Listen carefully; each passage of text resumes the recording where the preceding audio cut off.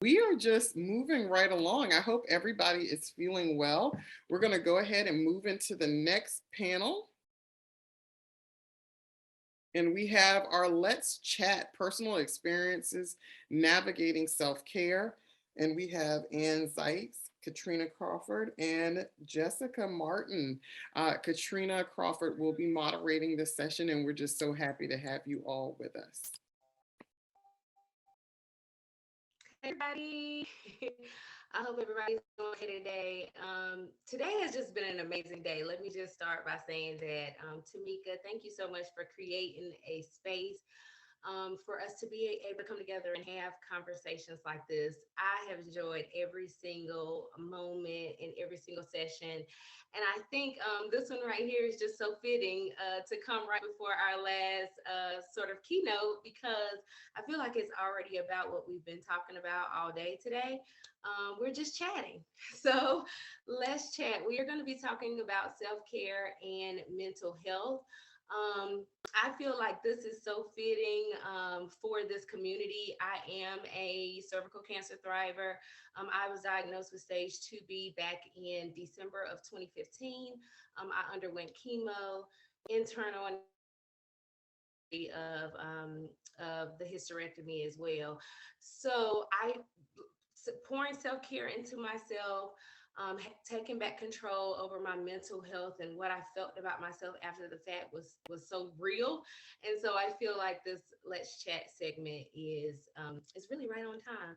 So I'm so excited to be sharing the stage with my fellow cervical cancer survivors as well. So I just want to take a moment to introduce each one of them, and we'll get started on the conversation.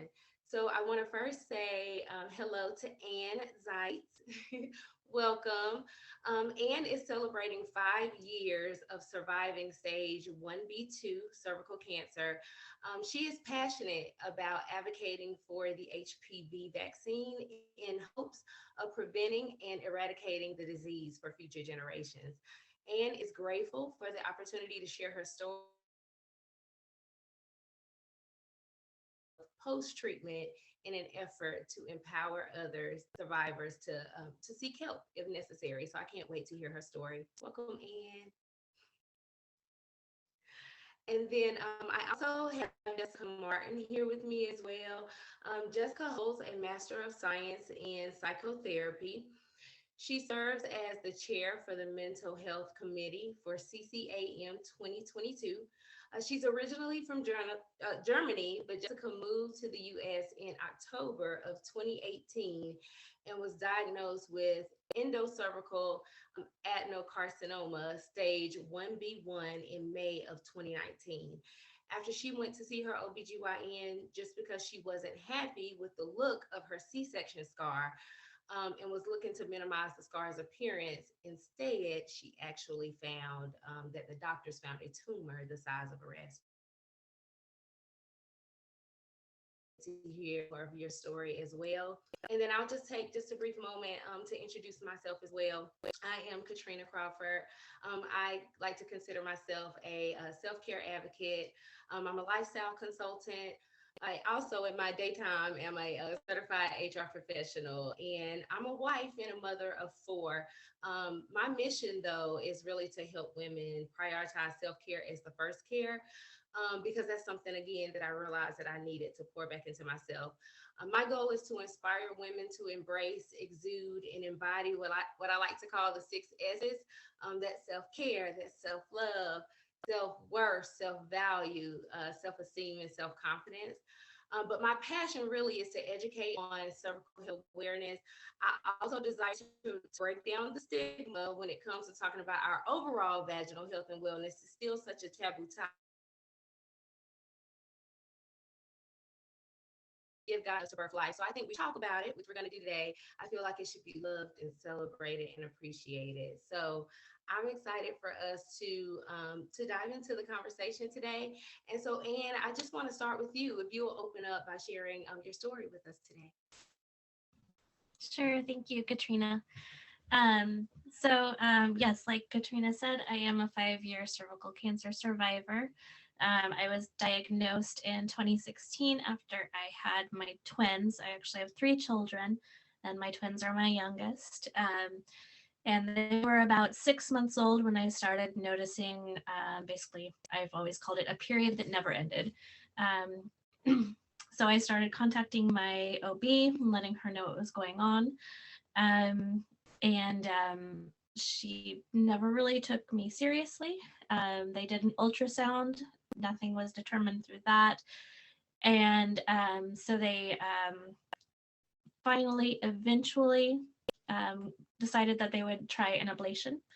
I went in for that surgery, and that's when my OB found my tumor. So um, it was really that kind of started the spiral of my mental health journey, simply because I never felt like I was taken seriously and like I had to absolutely advocate for myself from that moment forward. Treatment started in September of 2016, and being stage 1B2, I think they were trying, my doctor, my team rather, was trying to decide whether I was 1B2 or 2A. Ultimately decided that I was 1B2, and I went through chemo, radiation, and brachytherapy. Um, you know, I felt probably like many of you, I felt like I was very well supported throughout treatment. Um, so I did not struggle at that time. I mean, physically it was a struggle, but mentally I was doing pretty well because I had so much support behind me. Once treatment ended, I felt very alone, very isolated, simply because I did not know who I was anymore. I really felt like I needed to figure out how to get back to who I was previously, um, what I knew as normal. And I didn't really realize that I was moving towards a new normal, as so many of us are. Um, Fast forward, and I ended up breaking my ankle in 2017. And that's when I felt myself truly spiral and begin to go through those typical stages of depression, the clinical stages that you would probably hear about. Um, and I felt like I could not focus. I was crying all the time. My spouse and I were having a lot of difficulties. Um, it was really, really difficult. And I, at one point, felt like I just didn't deserve to be here anymore. And pardon me. At that point, I contacted my gyno, and I let her know what was going on, and she prescribed uh, Celexa. Um, I really had a hard time wanting to take that medication. I had a difficult time thinking that I needed to take any sort of antidepressant. So I struggled with needing to be on that. And I started seeing an oncology psychologist through my team at KU Medical Center. Um, Ultimately, my boss decided that I was missing too much work from attending therapy once a week in a city 50 miles away from my own. So she let me know that it was really inconvenient that I was missing half a day a week to attend much needed therapy. So I stopped going to that, and I've continued to have a really difficult time. Um, I struggled with my work. I could not focus. Cried a lot in my office. it was awful. Um, you know, finally, I started. I she find well. I'm so sorry. I'm kind of all over the place here. My boss finally noticed that I was continuing to struggle, especially in my work, and she told me I really ought to go see a therapist. um, so I really felt unsupported there as well. Um, I went to therapy for a while. I had therapists tell me, well, you're fine now. You're no longer a cancer patient. You're out of treatment. You're in remission. You're fine now. Why are you still struggling mentally? You shouldn't be, basically. One therapist told me it's just anxiety. You need to just put this anxiety, these thoughts into a box and put them to the side and just don't think about them anymore, I stopped seeing her. Another told me that I just had control issues. At that point, I think I was just trying to control whatever I could because I felt so out of control. Um, Finally, I really was able to force myself to take those antidepressants. I realized that I was harming my marriage and my children far more than anything else. And, that was something that I really fought for during treatment. I wanted to stay alive, to see my girls live, to see them grow up, to be with my husband.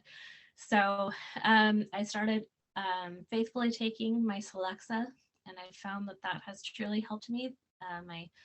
My doctor also increased the dosage, and I finally decided, you know what, it's okay to take medication. It's okay to need that little bit of help, and I've learned it's okay to say I cannot do this on my own. I need help and I need some more support.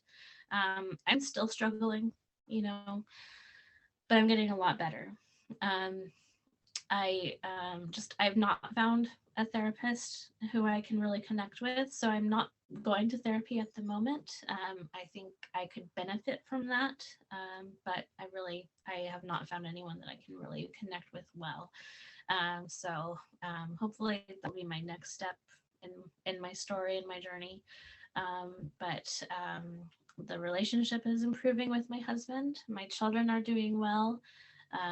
My own care is it's been really difficult to find that time being a mother, but I'm really trying to focus on finding that time. So I've joined some committees that I enjoy being on, PTO and board of directors for a symphony and that sort of thing. I've gotten a new job. I've gotten away from the boss who was very unsupportive, and I feel like my story is beginning to improve, and I really wanted to share that story today simply because I want you all to know that it's okay to need some help. It's okay to take those medications, and it's okay to stop and to say, I need help and I'm not doing okay. So I hope this will help some of you. Yeah, no, that is so true, and thank you so much too for sharing, because I think we probably all been there where it's like we don't feel supported and we don't know who to talk to, and thank God for communities like this one, that really creates a safe place for us to be able to share our stories. So thank you so much for sharing, and I think that's a beautiful thing too about some of the doctors things that we've had on it too, and hopefully some resources can be shared for some therapists that might be in your area. And Jessica, I do want to open up the floor for you to be able to share a piece of your story with us as well.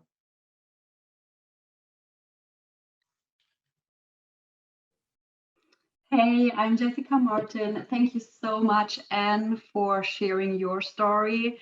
That helps a lot. And let me tell you, even I am as a therapist dealing with a cancer diagnosis, that's a totally different story, and yeah, but let me get to my story real quick. I'm 37 years old. I'm originally from Germany. I moved to the United States in 2018 in October. I'm married. I have two wonderful girls. One is 4 and the other one is 7. And I was diagnosed with cervical cancer in stage 1B2 in May 2019. Prior to my diagnosis, I had no symptoms at all, like Katrina mentioned before as she introduced me. I just went to the gynecologist because we moved here to the United States, and I was like, yeah, maybe you guys here have some great opportunities to get rid of my not so good looking C-section scars. So that's what I did, and instead he found a tumor, and I had a biopsy done shortly after that, and yeah, that came back as cancer. So I was diagnosed in May, like I said, it was May the 23rd, my youngest daughter's second birthday. And 2 hours after that, I had the first scans, and of course, and even so for me, when I got the diagnosis, I was basically sitting there and I had this absolutely freeze response. I could not move. I could not do anything. The only thing I was could say was like, no, that can't be true. I cannot have that. And that was like my trauma reaction, because that's a traumatizing event if you get a diagnosis like this. So, and yeah, a few days later, um, I had no, a few weeks later, I saw my oncologist, which was great because he's the one of the best friends of my OBGYN, which was, so he referred me to him. And yeah, so I had all those questions, and I asked him like everything. We had a great conversation, and we decided to go for hysterectomy. And that's what we did on July the 9th. And since that, I'm NEG. Yeah. So that's for my story. And like I said, at cancer hit me, I was like, totally. I was like in my brain, and I thought there were some days I was thinking like I'm going insane, even that I know of all those tools, and I'm always the one like giving those great tips and telling, my clients like, look for this and maybe you can do that. And I was like, dealing with that. And I was like, I cannot get myself out of this situation, And so I just sat there with my feelings, and I was just like, you know, whatever, I have to somehow get through that. And so that's what I did. And I also saw a therapist, a trauma therapist, who was like, I was referred from my oncologist to her. Did not work. Nope. Did not work. So yeah, basically, so that's, and I totally get that. And it's not easy. But one thing I will say is that just looking at both of you, you're so beautiful, and I feel like you have already or on the process of receiving beauty for your ashes. So thank you, Jessica, for also sharing your story. And it's such a testament to the fact that definitely taking care of ourselves and really maintaining our mental health is super important because we do wrestle with a lot of feelings and a lot of emotions. I know for me, so I told you guys that I have four children, and three out of the four, because I always tell people I was young, dumb, and naive with my first one, so I did not breastfeed my first son, but the last three I breastfed, and during the point of me breastfeeding, I would not have menstruals during that time. So the whole year, I would breastfeed them for a year, and then after a year, I would give them their milk and say, "Give me my body back," right? And so after the year, my menstrual returned. So when I was actually diagnosed with cervical cancer, it came about because I had started bleeding abnormally. So after my menstrual return, so in 2013, I had my daughter, August of 2013. August of 2014, I my menstrual because I began, well, actually it was September of 2014 when my menstrual returned because she started regular milk. And so my husband and I, engaging in intercourse like we had always done, and I noticed that I had started bleeding abnormally. What we did not know at the time, it was kind of revealed later because I didn't know it was cervical cancer at the time, but apparently it was the tumor that was causing the abnormal bleeding. And because it was happening following intercourse, there essentially the tumor was being, kind of ruptured during intercourse. And so I went to the doctor. Well, I think I'm a jack of all trades, so I kind of try to fix stuff before I go to the doctor. So don't be like me, guys. But before I went to the doctor, I said, let me just kind of monitor this to see if it gets better. We get hard headed a little bit, and so I finally went to the doctor and started to the doctor about I'm just not understanding. I'm starting to bleed abnormally. I've been with the same guy. This time we had been married for 5 years, but together forever before that. I'm like, the first question you ask is, what have you been doing? And then the second question you ask is, what's going on? I've never experienced this before. And so I ended up, the doctor said, what we're going to do is we're going to do an ultrasound so that we could just see what's going on. So they did an ultrasound and they did find a mass behind my cervix, but they couldn't biopsy it at the time because they couldn't get to it. So essentially what they said was, is we're going to give you a pap smear. And if your pap smear comes back normal, we're kind of just going to chalk it up to fibroid tumors. And so they did the pap smear. My pap smear actually came back normal, and they said, it's fibroid tumors. We're just going to get you booked for surgery. So this kind of always makes me emotional. It's something about this group. I don't get emotional until I get into this group. But they said that it was fibroid tumors, and so they booked me for a surgery. I had seen the nurse practitioner at the time, and my doctor called me about a week before the surgery, and she said, I know you came in to see the nurse practitioner. I want you to come back in because we just want to see you before the surgery. So I went in, and she said, oh my God, it's like your body has birthed this tumor down the canal. I don't think that my body really birthed the tumor down. I think that because they say that it was the mass was growing while I was pregnant with my daughter, and so my hormones caused it to grow at a more rapid speed. And so they said that it just had grown so much that at this point in time it was protruding the canal. So they biopsied it, and the day before my surgery, I got a call that it was cancer. I was at work. I remember them saying, hey, can you come in? You know how they always do, when it's something bad. They were like, can you come in? And I'm like, no, I can't come in. I had just been out with my son. It's like, I can't come in. Just tell me what it is. And they're like, are you sitting down? And I'm like, just tell me what it is. And she said, we're going to have to cancel the surgery. Thank God, though, because you guys know if they had removed the tumor, thinking that it was fibroids, the cancer would still be there. So who knows what would have happened. But they said, we're going to have to cancel the surgery and transfer your file to Cancer Levine because it came back as cancer. I knew I was going to have to go through something, did not know what it was I was going to have to go through, but I knew that, at this point in time, that God was going to see me through it because he could have just allowed me to go in for the wrong surgery and it would have never been revealed. So, that's my story. So much that has come after that, but I don't want to take up our time because I do want us to get in a little bit about I'm interested, since we're talking about self-care, what are some things that the two of you do to make sure you're taking the time to pour some self-care into you, whether it was during your treatment, coming out of your treatment, going through the healing process? What's something that you do to pour some self-care back into yourself?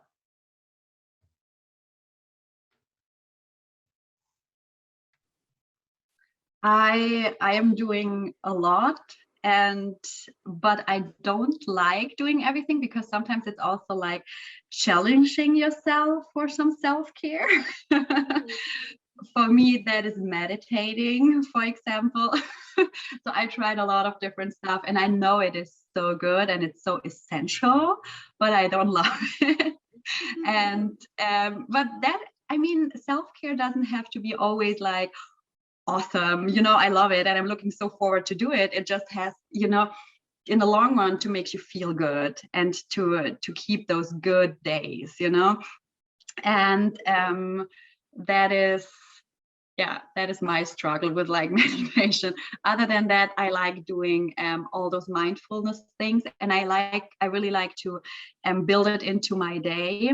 Also, like, if I wash my hands, and during COVID, everyone washed their hands, hopefully a little more.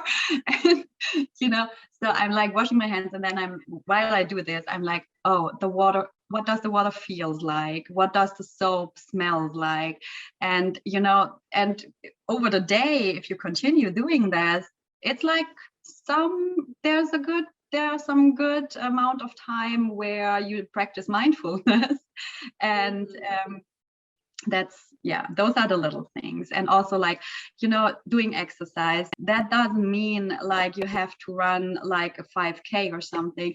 It also means like just go outside and walk just a little, look for the beauty in nature, look for the birds, and those are the things to look at, and just take it easy, like step by step. That's really good. And what I love about what you said too is it's all about caring for the whole body, because you kind of talked about exercising, but then you talked about mindfulness. So and so I think it's so big, like what you're saying, is to take care of the mind, body, and the spirit for sure. What about you, Anne? What's some of your favorite things to do to care for yourself? So I found things like as simple as, well, I guess this doesn't sound really simple, but going to the symphony. I was able to take my daughter the other night for the first time, and I found that I just lose myself in that music, and Yes. really kind of helps me to focus in rather than letting my mind go at a mile a minute, right? Being part of these groups and committees that I've kind of committed myself to has actually helped me feel some purpose. And so I feel like that's some self care for myself as well. And then even just simple errands on my own. Being a mom, yeah, you're a mom too, Katrina. So being able to escape, even for 30 minutes to an hour just to run to Target has been just really beneficial. Yes. um, because I'm able to escape having other people need me in those moments and be able to just do something maybe nice for myself, like grab a coffee on the way or something. Yes, I wholeheartedly believe in me time. We definitely need me time, but I also heard you say that there was some us time in there, being able to spend some time with your daughter and go to the symphony, and being able to do the things that just brings you joy. I know for me, I love similar. I have this playlist that I call my affirmation playlist, and so that going through my treatment, I felt like that my body became everybody else's body. And I just wanted to take back my own body. And so for me, I love doing little dance parties with myself. I always tell people that's the ultimate self care for me. So I play my affirmation songs, and I dance. I have a dance party with myself. And it's just a way for me to look in the mirror and still, love and appreciate who I am, even beyond, the diagnosis. So, definitely playing affirmations for me is key. And I love a with a relaxation candle, it just gives me aromatherapy, I guess I'll say. So I love to hear from the both of you on what were some struggles, because we're also talking about mental health. And I know, Jessica, you already began to kind of touch on it a little bit with talking about some of the things that we wrestle with in our mind. So I would like us to also talk about what were some of those mental health struggles that we had. And this could be whether it was, once you were diagnosed, once you were going through the treatment, even coming out of the treatment. What were some of those mental health struggles that you dealt with? So for me, it was definitely shortly I got the diagnosis where I struggled the most until I figured out which stage I was. And, my oncologist came up with this plan and I gathered all those information. Like I said, at first I was in this freeze reaction, like deeply. I could not do anything. It was just like, and then I started gathering information. And for me, it's like getting information is on the other side of fear. The more information I have, the less fear I have for the unknown. So, and that's what I started. And that was the hardest time, I guess. And also, like Anne said, after, then I think I just went into a survival mode and just did everything. And I did my surgery, and everyone was there. So my mom, she came from Germany, she stayed with us and, took care of the kids. And, it was great. But of course, at one point, daily life comes back in, and that's when I think everything gets like disappears, and then we are still, because there's a life before the diagnosis and there's a life after the diagnosis. And we are still going through the stages of grief and dealing with this diagnosis and everything that came with it, and we are in different stages like all the time. And but no one is there anymore. So I think that's what most people don't get, especially a lot of therapists, is like that it's also hard because I mean, you are, and like this trauma therapist I saw, she was like, you are NED. I mean, that's fine. That's all you want. Yeah, of course, that's all I want. But I'm still struggling. I still have anxiety. I still have scan anxiety every single time I have my checkup at my gynecologist. You know, every time I go close, I have to drive by close to my oncologist's office. I'm like, oh, there he is. There's the office. You know, that is real, and that just doesn't go away because you are NED or your treatment just ended. That is still there, and I think that that's gonna be a part of us, and that's gonna stay a part of us. But I think over time it will get better. That is true. And I do think that it's okay to know that we should feel those feelings. It's okay to go through. I think sometimes society kind of tells us, to your point, Anne, that you were saying earlier, to kind of sweep it under the rug. And it's like, no, we do have to deal with it. You know, it's almost like an alert to our mental health system, just like your car gives you an alert when it needs some maintenance. I think we're supposed to go through these feelings and know that they're there, and really be able to express the emotions that we're having. So, and I would like to hear from you as well, on what are some mental health struggles that you've kind of faced. Yeah, like Jessica, I've had, those scanxiety moments. Anytime something abnormal is happening with my body, I find myself wondering, is the cancer coming back? And I'm so grateful that I have not actually had a recurrence, but my God, I hate those moments and start scaring myself and wondering, do I need to go contact my oncologist? And um, I found that really I have to find the information so that I can calm myself down, basically. So I know that you shouldn't go to Google, but I do. I look for credible sites so that I can look up the symptoms and try to figure out what may be going on so that I can kind of try to quell that anxiety that's building in me before I can contact my oncologist. Um, I've also found that there are certain songs and smells and things that bring back those memories of radiation, especially for me. They always had a certain radio station playing while I would get my external radiation, and that radio station always had like a couple of specific songs always playing at 3 o'clock when I was ever there for those appointments. And whenever I hear them, I can feel my body tense up, and I feel that feeling of sadness. And I'm still trying to figure out a way to not make those songs give me that reaction, and I haven't quite figured that out yet, but at least I feel like I'm aware of the songs, and I've actually had to look up the names and everything. So yeah, really for me it's gathering information, trying to do some breathing when I hear those songs or smell that smell, or just trying to work through that and know that you're okay, you're not sick still, it's okay. The thing is with I'm sorry, Katrina, Oh, I just wanted to go in with Anne.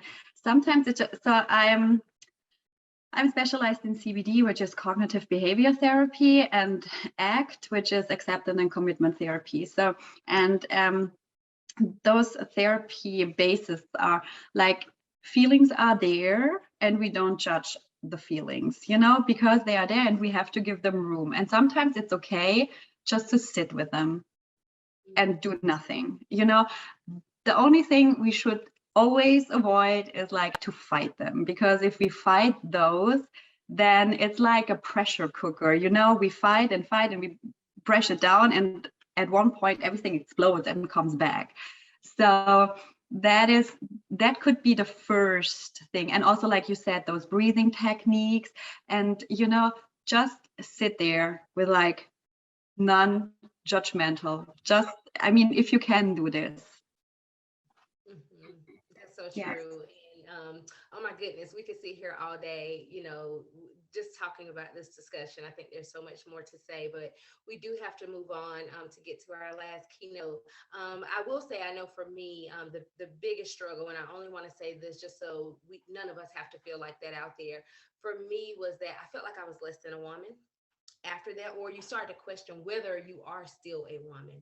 And we are. And so I did see the comment out there about the nails and the makeup. I do rock teal proudly for me and each and every one of you guys. And we are still women and we are still beautiful. And I just want to make sure that in closing, before we move on, if you guys could share, if you want to share as we close out, how you're kind of spreading cervical health awareness and kind of what this whole summit theme, take care of you in 2022, means to you. And we'll close out or answer any questions that we have in the chat as well.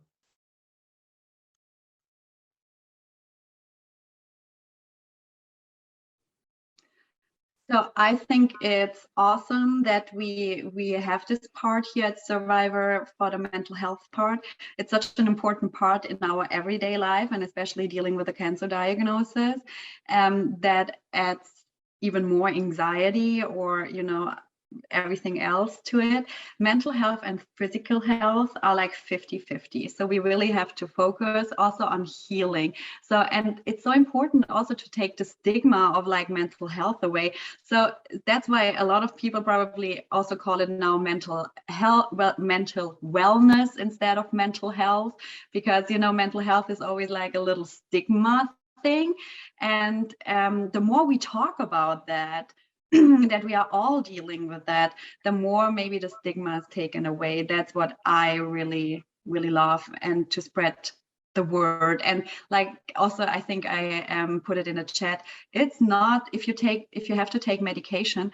Of course, we take medication if we have a headache. Why should we deal with like anxiety or depression if medication could really help us? So that's my point, just to get all the word out there.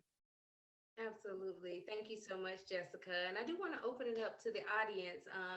If any of you, because I know we're not the only thrivers here, if any of you guys have anything that you want to say or share around this whole self-care and mental health topic, we would love to hear from you and welcome the opportunity for you guys to do so now.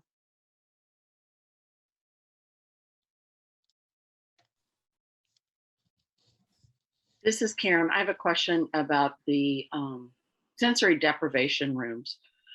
I have this mental block. My brain will not shut up to meditate. So do those help to kind of block some of that out? Jessica, did you want to take this one? Can you say it again? I didn't understand it the right way. The sensory deprivation rooms. Mm-hmm. So I have difficulty getting my brain, as I call it, to shut up. Mm-hmm. I've never been able to totally meditate. Mm-hmm. So I don't know, that's kind of something that I would be interested in looking into, if it would be beneficial. It can be, but how did you start with like meditating? Where's what point are you coming from? Like, do you just want to start and go through? So what's your starting point? Usually, I'll do starting point with just the deep breathing, and relaxing my body. But when I do that, I find myself, should you say, obsessing on how I'm taking my breath. And so I just, like I said, I can't stop my brain. Mm-hmm. So that is the thing that that's not what it starts from the beginning. It's like we also have to learn how to meditate. I have the same problem. It's just not fun, and sometimes I just can't get my brain into it. And I start really, really slow, and sometimes it's just not the day for it.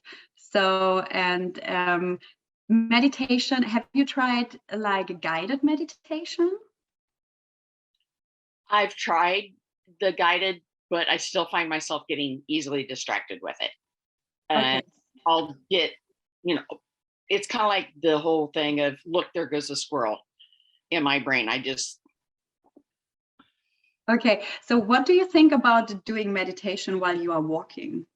Just to take all the, the laying down and being now focused on now we are meditating, which that takes it all away, maybe. that would be an idea. I know that, like I said, when we go to the lake, I will just stare off into space and watch the clouds. And I guess that does help me when I just can just veg out. Well, then that's your meditation, right? Because sometimes I'm just like, when I walk around with my dog, sometimes, I start thinking and thinking and thinking, and then all of a sudden, everything is done. And it's just like, it's just, I'm here at the moment with myself thinking nothing. And that usually doesn't happen when I want to do meditation or yoga. I was going to say that too, because I think meditation is all about finding your quiet, still space that allows you to go off, to almost kind of be at one with yourself. And I think for me, 'cause I can't know what you mean about getting distracted. And so for me, sometimes when I find a quiet, still, dark room to kind of remove and take those distractions away because it's dark, for me, I have definitely found that to be helpful. And listening to things like the water right before, to start to calm yourself down right before going into meditation. So finding those songs, like you can look for meditation songs. I'm not sure if you use an app like Amazon Music or something like that, but finding that therapeutic, those musical, it kind of has the outdoors and the churning and the water, and getting into a quiet, dark, almost sort of still room with deep breathing first will really begin to take you to a place.